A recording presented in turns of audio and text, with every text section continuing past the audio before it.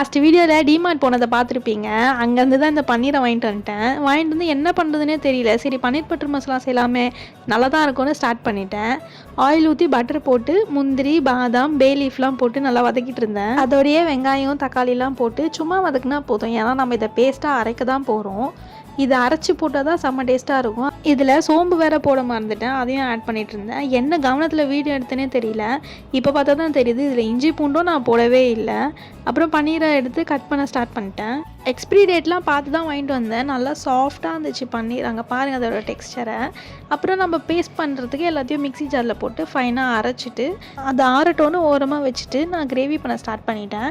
Butter போட்டுட்டு பட்டை லவங்கம் ஏலக்காய் அதெல்லாம் போட்டுட்டு அரைச்ச பேஸ்ட்டையும் போட்டு நல்லா ஆயில் பிரிஞ்சு வர அளவுக்கு கொதிக்க விடணும். பச்சை மிளகாவும் ஆட் பண்ணிவிட்டு உப்பு மிளகாத்தூள்லாம் போட்டு நல்லா மிக்ஸ் பண்ணிகிட்டே இருந்தேன். இந்த மாதிரி அரைச்சி போடுற எல்லாமே பயங்கரமாக செதுரும், கொஞ்சம் பார்த்து பண்ணுங்கள். ஏன்னா என் கையெல்லாமே செதுறிச்சு.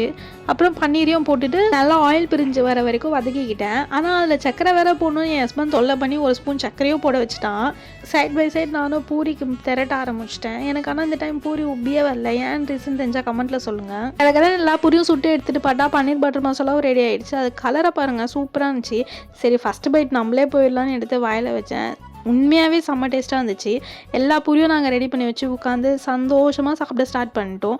நெக்ஸ்ட் வீடியோவில் பார்க்குறேன். பாய்.